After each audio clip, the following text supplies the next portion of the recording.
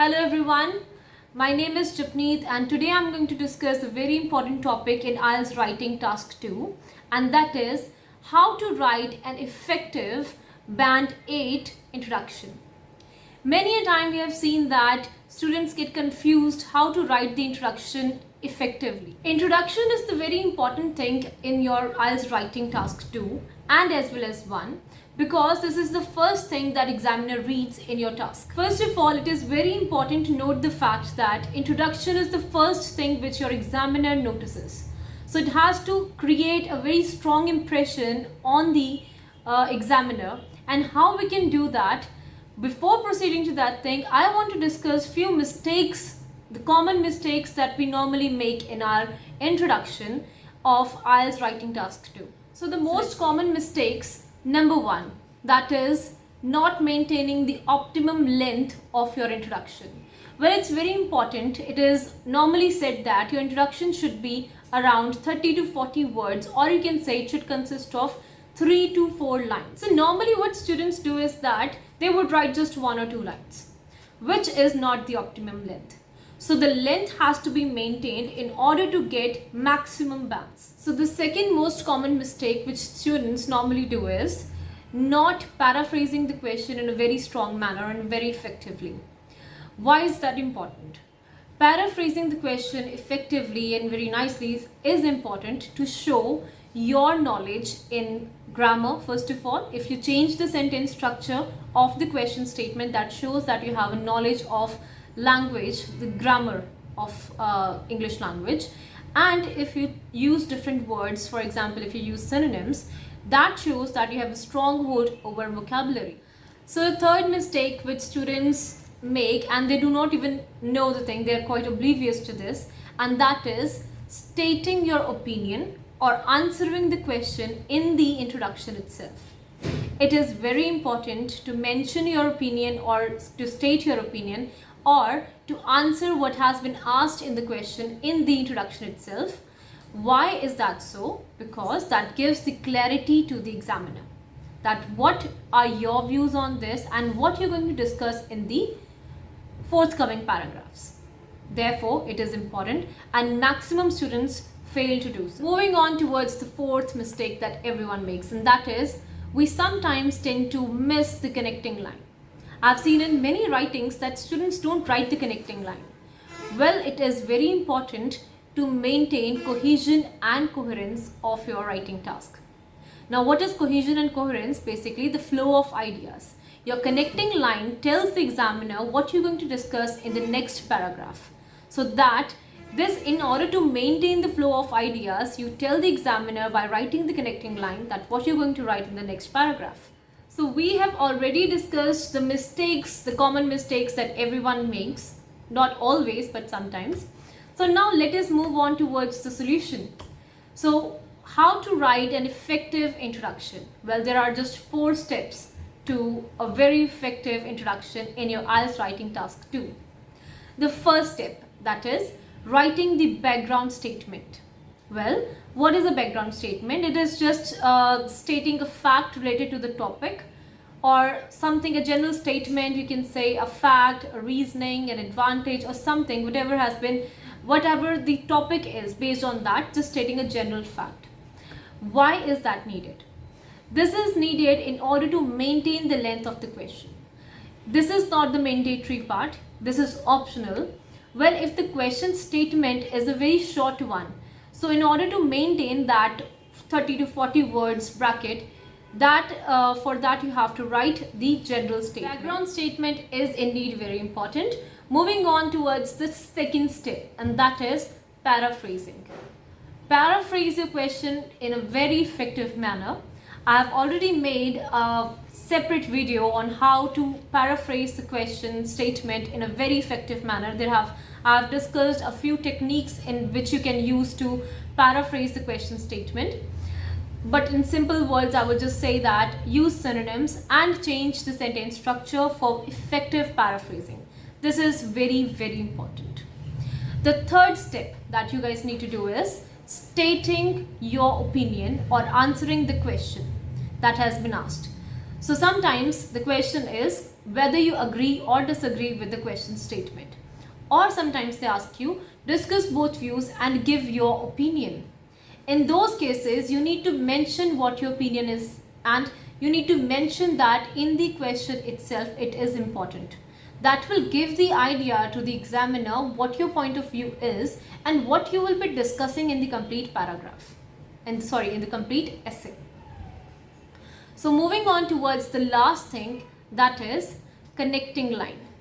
Many students do not feel that connecting line is important or something, but I strongly recommend you guys to write the connecting line, and that is connecting line normally looks like something the this essay explains my point of view in the subsequent paragraphs, or the following paragraphs discuss so and so. So basically what is going to come up in the next paragraphs is stated in this line. This is important, as I already mentioned, in order to maintain cohesion and coherence. So 4 steps to your effective introduction, that is, number 1 is writing the background statement, which is yes optional. The second thing is paraphrasing the question statement. The third thing is stating your opinion in the introduction itself. And the fourth step is connecting line. If you succeed in these 4 steps, I guarantee you that you can score more than 7 very easily. So what does band 8 introduction looks like? For that, let's move to the screen. So guys, we have already discussed the introduction, the structure of the introduction. Let us have a look at the perfect example of an introduction, how a perfect introduction looks like. So this is the question that I have in here with me, and the question is: some believe that the primary purpose of museums is to entertain people, while others believe their purpose is to educate. Discuss both views and give your opinion. So this question type is of discuss both views and give your opinion. So according to the 4 step structure, that is number 1 background statement, and second one is paraphrasing, third thing is stating your opinion, the fourth one is uh, the connecting line. So, following that format, I have created an introduction, an exemplary introduction for better understanding of you guys. So, let us try to understand how I have written what I have written. So, I've highlighted the introduction in 4 different colors, and each color represents a different step. So, the first step has been highlighted in tomato color, that is the background statement. So since the topic is on museums, so I have written the background statement on museum, which states that museums fulfill different things for different people. So because I had to just state a general fact regarding to museums, since the topic is on museum, so I have stated that I did not write very lengthy background statement, because that was not the demand of the question. I could have skipped also, but I preferred writing the background statement here. There was no need to write a very lengthy one. So this is the first step. Moving on towards the second step, that is paraphrase. So I have paraphrased the question statement, and I've highlighted it in pink color in here. So the question statement was: some people believe the primary purpose of museums is to entertain.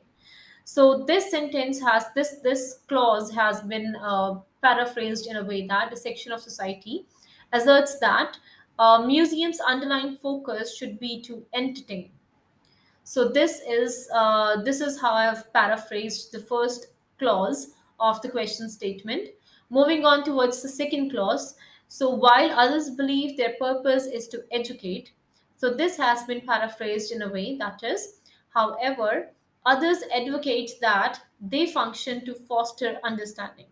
So what I have used in here is that what I've done here is that I have used synonyms of different words, and then I have changed the sentence structure. I have not used the same sentence structure.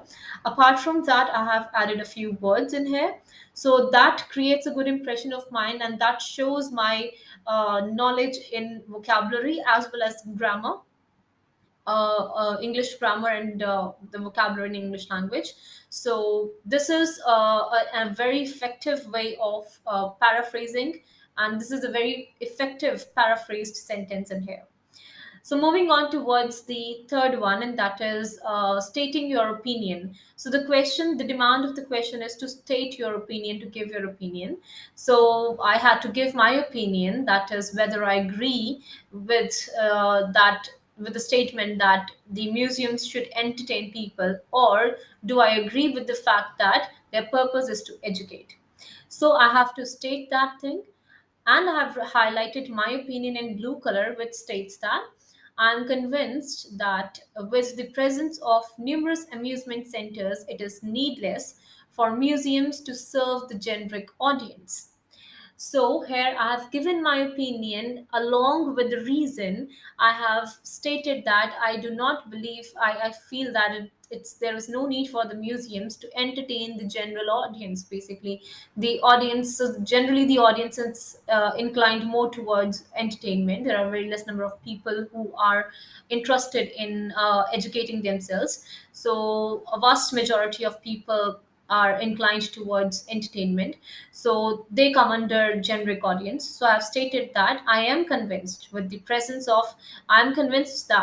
the presence of numerous amusement centers, that I've stated the reason that because there are already a number of amusement centers, so I think museums, they do not need to serve to the generic audience. They should stick on to the purpose of educating people and not serve the generic audience. So I have given my opinion along with the reason, which is the most effective way of stating your opinion.